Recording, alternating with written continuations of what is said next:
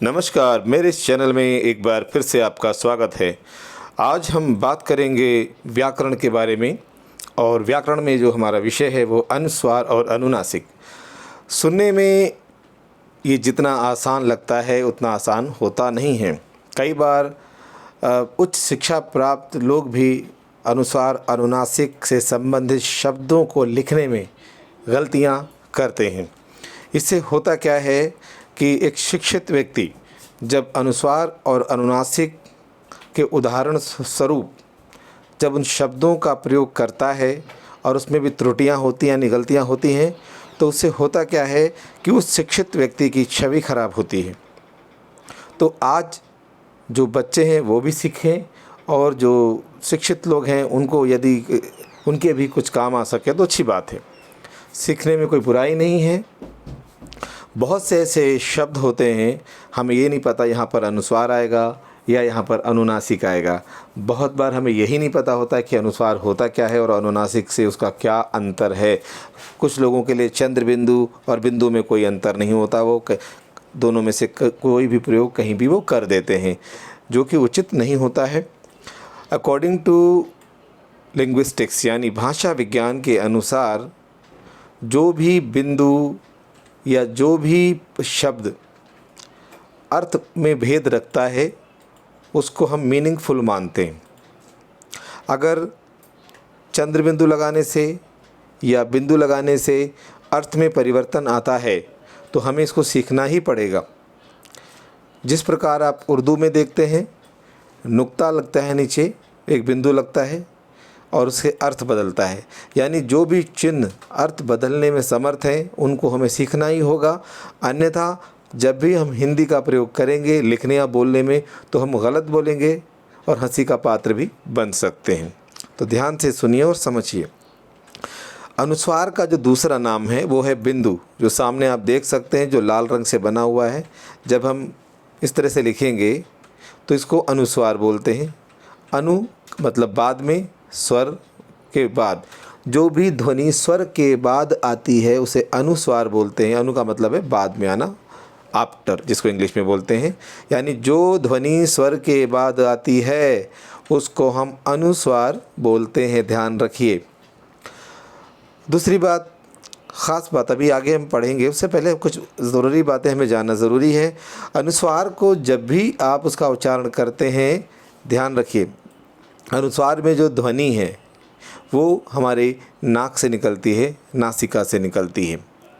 हमारी जो जिह्वा है यानी जो हमारी ज़बान है, मुख से निकलने वाली हवा को अवरुद्ध कर देती है, रोक लेती है। सारी जो हवा है, हमारी जो सांस है, वो नाक के द्वारा निकलती है, इसलिए इसको नोज़ल साउंड भी बोला जाता है। संगीत में इस ध्वनि का बहुत महत्व होता है। म्यूज़िक में मेलोडी यानी मधुरता उत्पन्न करने के लिए, आपको जानकर हैरानी होगी, संगीत में मधुरता उत्पन्न करने के लिए अनुस्वार का बहुत प्रयोग होता है। वहाँ पर जो अनुनासिक है, अनुनासिक से मधुरता पैदा नहीं होती है, मधुरता पैदा होती है अनुस्वार से। तो आगे मैं अभी बताऊँगा कैसे पैदा होती है। मैं थोड़ा सा उदाहरण दे दूँ। अगर हम बोलते हैं तो आप देखेंगे जब इस तरह से हम ध्वनि का उच्चारण करते हैं तो जो ध्वनि है हमारी नासिका से यानी नाक से निकलती है, तो यानी कि जो अनुस्वार की जो ध्वनियाँ हैं, साउंड है, उसको हम नोज़ल साउंड भी बोलते हैं। और दूसरा नीचे जो देख रहे हैं नीले रंग से, ये चंद्र बिंदु है।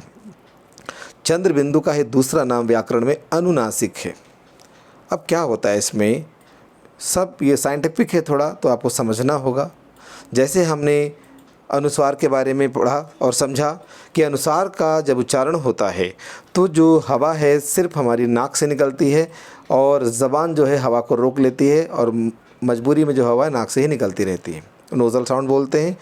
जब हम बात करेंगे अनुनासिक की, तो अनुनासिक में क्या होगा, 50-50 हो जाएगा। आधी हवा निकलेगी मुख से और आधी हवा आपकी नाक से निकलती है। ऐसी ध्वनियों को हम अनुनासिक बोलते हैं, यानी कि ऐसी ध्वनियाँ होती हैं जिनका उच्चारण करते समय आपको हवा आधी निकलेगी नाक से और आधी मुंह से निकलेगी। फ़र्क आपको समझ आ गया। अब आगे हम बढ़ते हैं और कुछ जानते हैं इसके बारे में। अनुस्वार और अनुनासिक में अंतर हम विस्तार से समझेंगे। अनुस्वार बिंदु दिख रहा है आपको, पंचमाक्षर, यानी कि क वर्ग का पंचम वर्ण है, क ख ग घ अंग, ये आपको पहला वाला दिख गया। च वर्ग का आखिरी वाला क्या है, य, च छ ज झ य। इन सब को, ये जो आप ब्रैकेट में देख रहे हैं, इन सब को एक शब्द में बोलते हैं पंचमाक्षर, या कहीं कहीं पंचम वर्ण के नाम से भी इनको हम जानते हैं। यानी कि क वर्ग का अंतिम अंग, च वर्ग का अंतिम य और ट वर्ग का अंतिम क्या है, ण, ट ठ ड ढ ण। अब आया ता वर्ग, त वर्ग का जो अंतिम है वो न है, त थ द ध न। और प वर्ग का अंतिम है म, प फ ब भ और म।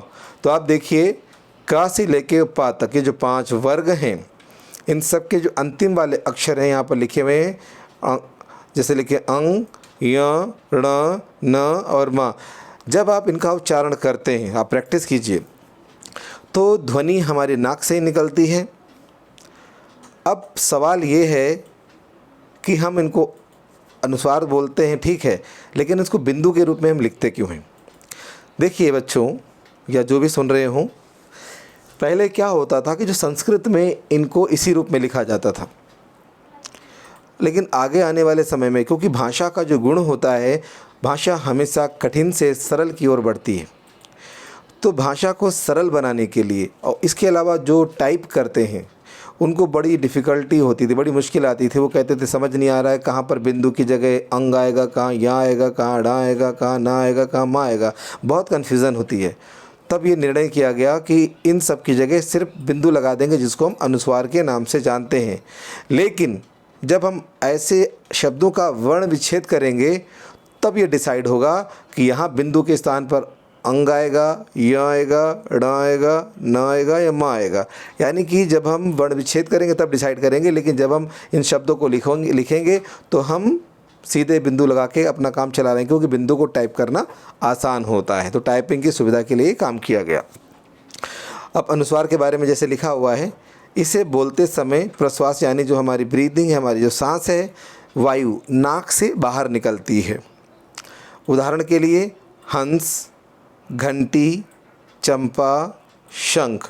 आप देखिए सिर्फ बिंदु है, चंद्र बिंदु नहीं है ये। तो ये बिंदु जो है ये अनुस्वार है।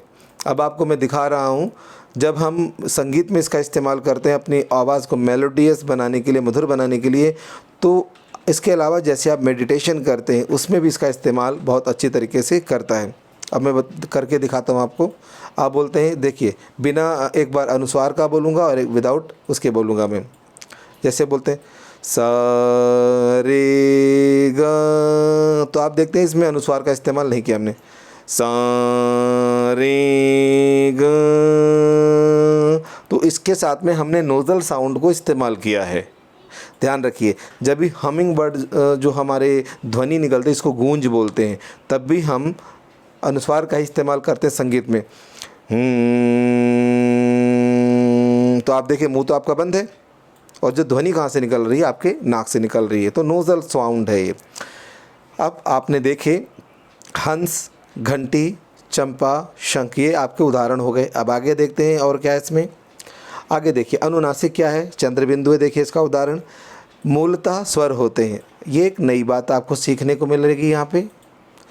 जो अनुस्वार होता है वो व्यंजन का गुण होता है, यानी व्यंजन पर ही लगता है, व्यंजन का ये गुण है। यानी कि जो अनुस्वार है अपने आप में एक व्यंजन ही है। जैसे मैंने आपको बताया का वर्ग का जो पंचम है, जैसे आप ऊपर देख सकते हैं, अंग, य, ण, न और म, ये स्वर नहीं है, ये पांचों व्यंजन ही हैं, यानी नोज़ल साउंड है।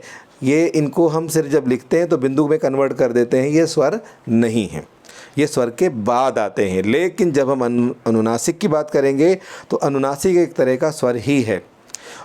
जो अनुस्वार होता है ये व्यंजनों का गुण है, अनुनासिक जो है वो स्वर का गुण है। याद रखिए, सबसे बड़ा अंतर याद रखना है आपको कि जो अनुस्वार है वो व्यंजन का गुण है, और जो अनुनासिक है वो स्वरों का गुण हैं। जितने भी आपके स्वर होते हैं, आ ई उ जितने भी हैं, इन सब के जो रूप बनते हैं आप इनके अनुनासिक रूप भी बना सकते हैं। यानी सभी पर आप चंद्र बिंदु लगा दीजिए और आप देखिएगा कि ये स्वरों के अनुनासिक रूप बन के तैयार हो गए। ठीक है, अब देखिए इनका उच्चारण मुख और नासिका दोनों से होता है। जैसा कि हमने अभी बात की थी कि आधी हवा मुख से निकलती है और आधी नाक से निकलती है, तभी इनका उच्चारण होता है। अब देखिए कैसे, अब मैं अगर बोलता हूँ हंस, हन,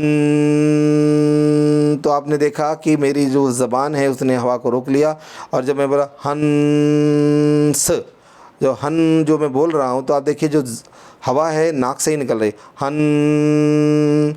लेकिन दूसरी तरफ हंस की जगह हम बोलेंगे हंस, कुछ नहीं चेंज किया हमने बिंदु की जगह चंद्र बिंदु कर दिया, हंस हंस हंस। तो आपने देखा आधी हवा नाक से निकल रही है और आधी हवा मुख से निकल रही है।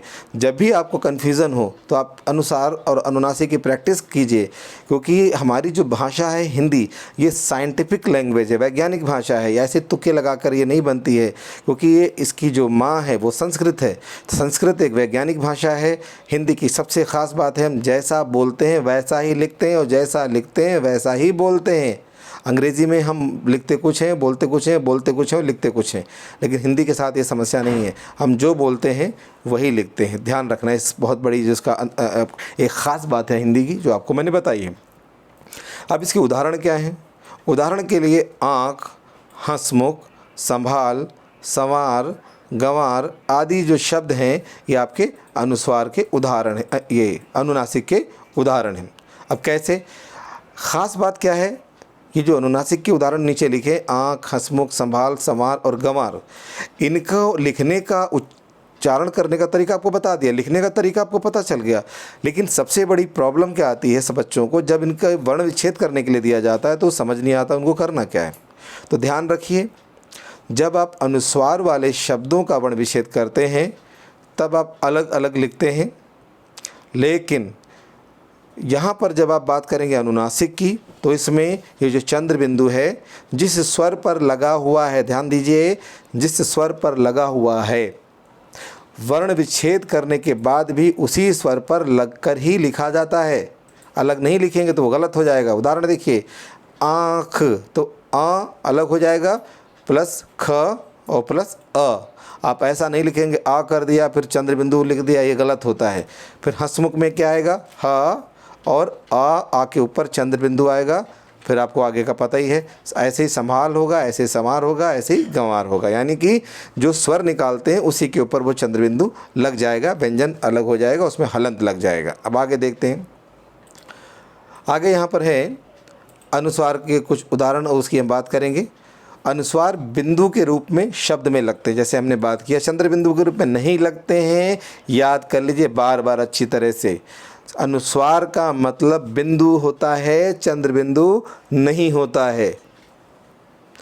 वर्ण विच्छेद के समय पंचमाक्षर के रूप में लिखा जाता है, यानी कि जब हम वर्ण विच्छेद करते हैं तो पंचमाक्षर के रूप में लिखा जाता है। जो ऊपर आपने समझा है, ऊपर जो मैंने बताया कि अंग, य, त, न, ण और म, ये जो 5 है इसी के रूप में लिखा जाता है।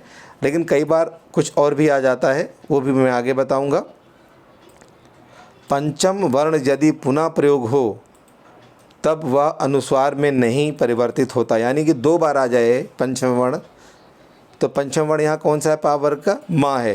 तो आपने देखा सम्मान, तो यहाँ पर आप उसको हम अनुस्वार में बिंदु में कन्वर्ट नहीं करेंगे क्योंकि 2 बार आए, आधा माँ और पूरा माँ, सम्मान। उसी प्रकार से अन्न में भी 2 आधा ना और पूरा ना, सम्मेलन में आधा माँ पूरा माँ, यानी कि पंचम वर्ण यदि 2 बार प्रयोग होता है, एक बार आधा एक बार पूरा, तो वहाँ पर आप क्या देख रहे हैं कि वहाँ पर वो हमेशा अपने मूल रूप में आएगा, बिंदु में नहीं बदलेगा। आगे देखिए, अनुस्वार शब्द क्या है, चंचल, कंगन, गंगा, चंदन, संसार, गंगा, मंजिल, बंदर, सुंदर आदि। अब इन सब पे क्या लगा है, इन सब पे बिंदु लगा है, इसको अनुस्वार बोलते हैं, चंद्र बिंदु नहीं है। अब देखिए, चंचल को अगर आप उसका वर्ण विच्छेद करते हैं तो चाक, अब पंचम अक्षर आएगा कैसे, आपको देखना होगा जिस पर बिंदु लगा हुआ है उसके ठीक बाद कौन सा अक्षर आ रहा है। तो आप देखिए चंचल में बिंदु किस पे लगा है, बिंदु लगा है चा के ऊपर, तो चा के ऊपर बिंदु लगा है, उसके ठीक बाद क्या आ रहा है, चा ही आ गया ना।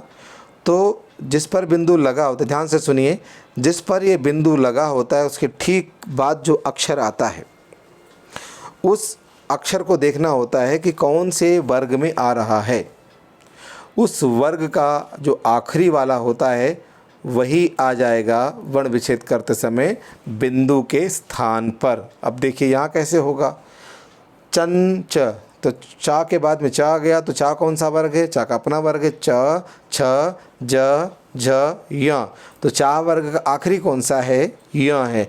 तो यहाँ पर जब वर्ण विच्छेद करेंगे तो जो बिंदु है य में कन्वर्ट हो जाएगा। कैसे होगा, च आ तो होता ही है सभी में, आपको पता है, च छोटा अ प्लस बिंदु किस में कन्वर्ट हो गया, य में, क्योंकि बिंदु के बाद चा वर्ग आ गया ना, तो ये आ जाएगा। उसी प्रकार कंगन में कौन सा वर्ग आ रहा है, का वर्ग आ रहा है, बिंदु किस पे लगा है, का के ऊपर लगा है ना, तो उसके ठीक बाद क्या आ रहा है, ग, तो गा कौन से वर्ग में आता है, का वर्ग में, तीसरा है ना ये, क ख ग घ अंग, तो अंग आ रहा है, जो डा जिसको बोलते हैं कुछ बच्चे, अंग है वो, तो यहाँ पर बिंदु की जगह अंग आ जाएगा, यानी क अ अंग ये आएगा यहाँ पर। इसी प्रकार गंगा में भी सेम यही रूल अप्लाई होगा, गंग, क्योंकि फिर ग आ गया, कौन से वर्ग में है, का वर्ग में है, तो क ख ग घ अंग, यानी बिंदु जो है वो अंग में कन्वर्ट हो जाएगा। उसके बाद वाला जो गा है तो आपको तो पता ही, उसका बताने की ज़रूरत नहीं है कि गा और बड़ा आ आएगा। उसी प्रकार चंदन में अब तो आप समझ ही चुके होंगे। देखो बच्चों, समझ में ना आए ना तो क्योंकि वीडियो है, आप बार बार चला के देख सकते हैं, समझ सकते हैं, प्रैक्टिस ज़रूरी है। जितना प्रैक्टिस करोगे, बार बार सुनते रहिए, तो आपको उतना ही आसानी से समझ में आएगा। कोई ऐसा तो नहीं है कि आप क्लास ख़त्म हो गई, आप अपने बार बार वीडियो को चलाइए, सुनिए, देखिए, समझते रहिए, प्रैक्टिस करते रहिए। और इसी तरह के बहुत सारे वीडियो इस चैनल पर मौजूद हैं, जो क्योंकि मैं खुद एक शिक्षक होने के नाते अपना जो प्रैक्टिकल अनुभव है बच्चों के साथ 12 वर्ष से जो मैं पढ़ा रहा हूँ वही आपके साथ में शेयर कर रहा हूँ। बहुत आसानी से समझिए, और समझने के लिए और अच्छी बातें जानने के लिए इस वीडियो को आप लाइक करें और दूसरों के साथ शेयर भी कीजिए। साथ साथ में अगर आप और भी बातें सीखना समझना चाहते हैं तो आप इस चैनल को सब्सक्राइब कर लीजिए। बात ख़त्म, आपको बहुत सारी बातें लगातार समझने को मिलती रहेंगी। देखिए, इस चैनल में बहुत सारी ऐसी बातें मिलेंगी, नए नए विषय समझाने के सरल तरीके। रटने की बात मैं नहीं कर रहा हूँ। जो बच्चे रट्टा मार के पास होने की उम्मीद रखते हैं, कृपया वो चैनल को सब्सक्राइब ना करें। ये चैनल सिर्फ उन बच्चों के लिए है, जब आप इसमें देखेंगे जो लिटरेचर के बहुत सारे इसमें पार्ट मिलेंगे, समझाने का तरीका अलग है। मैं मुख्य बिंदुओं पर, ऐसे बिंदुओं पर विस्तार से चर्चा करता हूं जो बच्चों को टॉप 10 या टॉप 5 की कैटेगरी में लाते हैं। स्पेशली मैं बात करता हूं जो बच्चे अपने आप को टॉप 5 या टॉप 10 में लाना चाहते हैं और अपने हिंदी विषय में सबसे ज़्यादा अंक लाना चाहते हैं। ये चैनल सिर्फ उन्हीं लोगों के लिए है। वही इसमें उसको सब्सक्राइब करें और ध्यान से सुने समझे जो बताई गई बातें हैं, क्योंकि रट्टा मार के कई बार बच्चे A1 ले आते हैं, 72 73 मार्क्स ले आते हैं। उससे ज़्यादा उनको समझ नहीं आता कि को टॉपर जो बच्चा है हाईएस्ट कैसे ले आता है। तो वही सारे पॉइंट्स मैं यहाँ डिस्कस करता हूँ। तो जिनको लगता है कि वो कर सकते हैं मेहनत, वही चैनल को सब्सक्राइब करें और समझे जो मैं बता रहा हूँ। बाकी जो जैसे करते रहें, उसको मैं कुछ नहीं कर सकता।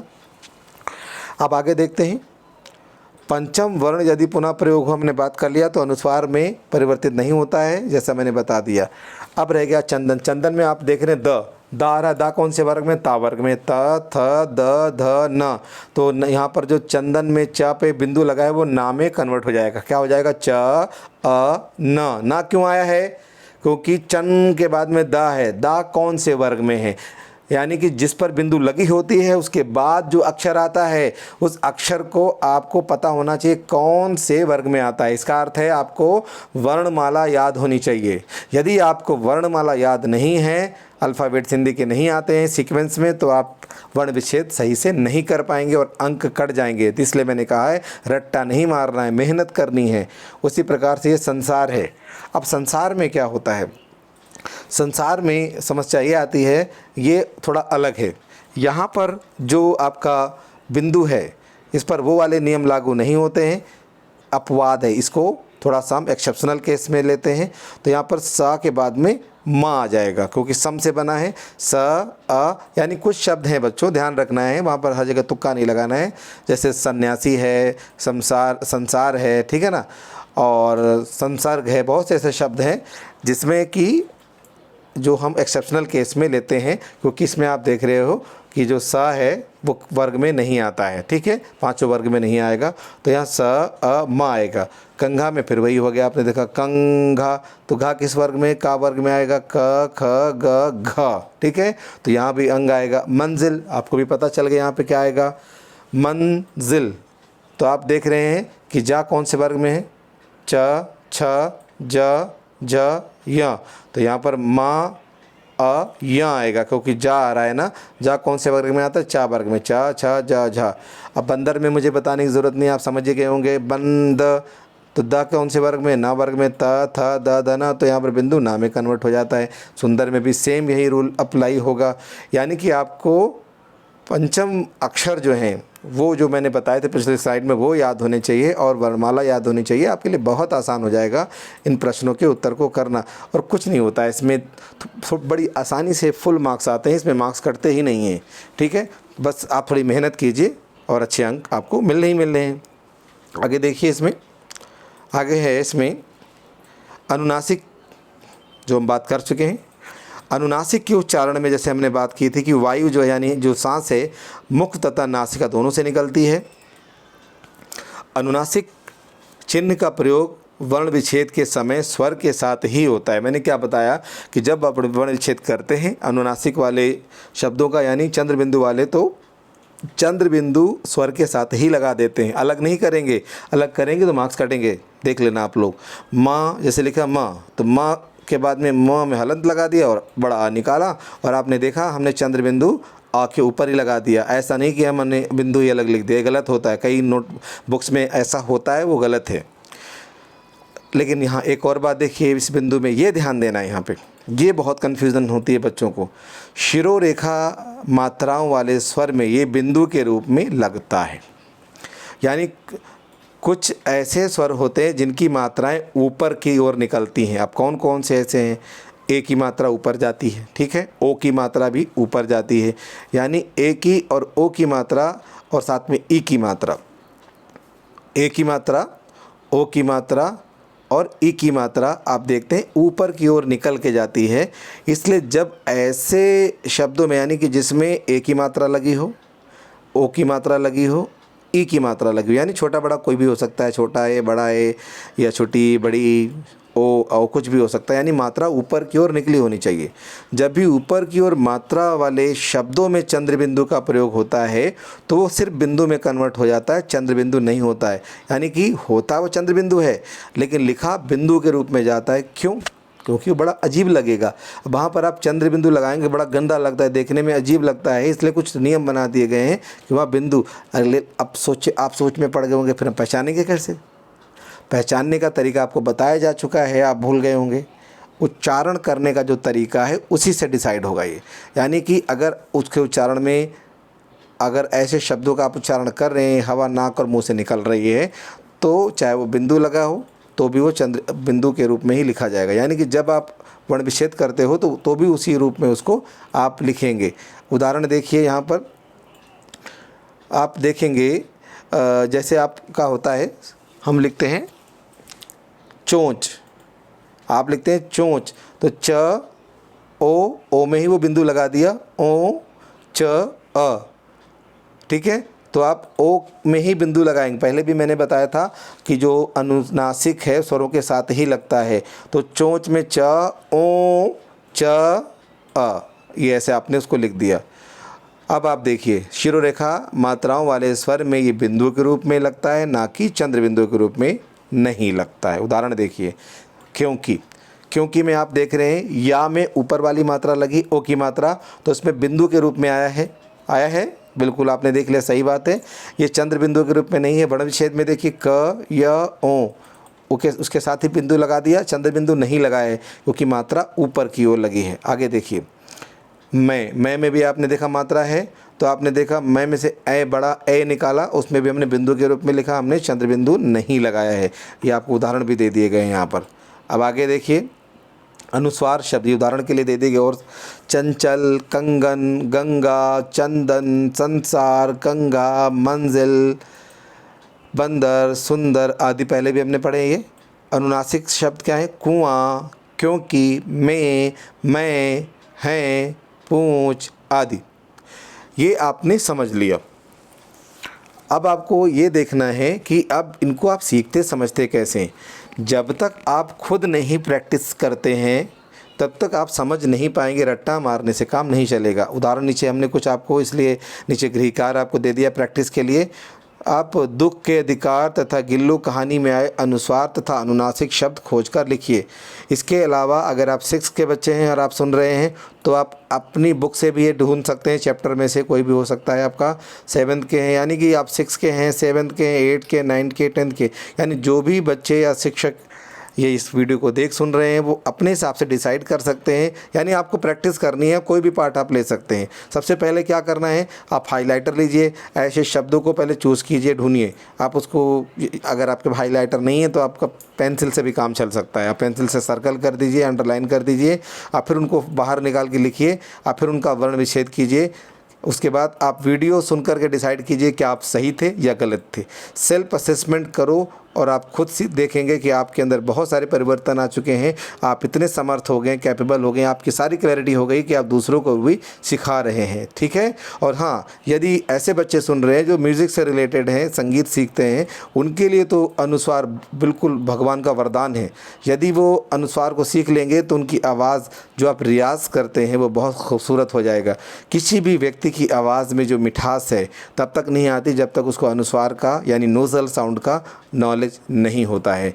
याद रखिए, बहुत से जो सिंगर्स हैं वो नोज़ल साउंड का बहुत खूबसूरती से इस्तेमाल करना जानते हैं। आगे आने वाले वीडियोज़ में मैं आपको हिंदी में प्रयोग होने वाले कुछ उर्दू शब्दों की जानकारी दूंगा। बहुत से लोग उसका उच्चारण नहीं कर पाते हैं क्योंकि उच्चारण को हम उर्दू में क्या बोलते हैं, तलफ़्फ़ुज़ बोलते हैं। बहुत से बच्चे उसको गलत बोलते हैं, उच्चारण गलत होता है, हंसी का पात्र बन जाते हैं। क्योंकि या तो आप उन शब्दों का प्रयोग ना करें, यदि आप कर रहे हैं तो बिल्कुल शुद्ध रूप में करें, तभी आपको सम्मान मिलेगा। अन्यथा लोग कहेंगे जब करना नहीं आता है तो आप ऐसे शब्दों का इस्तेमाल क्यों करते हो। कोई बोलता है ज़िंदगी, होता है ज़िंदगी। ऐसे बहुत सारे शब्द हैं जिसका हम आगे इस्तेमाल सीखेंगे, जिससे आप अपनी भाषा का विकास कर सकेंगे और साथ में किसी के सामने आप बोलेंगे तो आपको सम्मान मिलेगा। तो ठीक है, आज के लिए इतना ही। इस वीडियो को देखने के लिए आपका बहुत बहुत धन्यवाद। इस वीडियो को आप लाइक करें, शेयर करें और इस चैनल को सब्सक्राइब करें। इस चैनल में बहुत सारी ऐसी बातें मिलेंगी जो आपको शायद कहीं और ना मिले। आप इसे सीखिए, समझिए और टॉप 5, टॉप 10 में आने की पूरी कोशिश कीजिए। मेरे पास जो भी होगा बिल्कुल यूनिक होगा, अलग होगा और मैं चाहता हूँ आप भी अच्छे से उसको सीखें और समझें। अभी के लिए इतना ही, मिलते हैं अगले वीडियो में। धन्यवाद।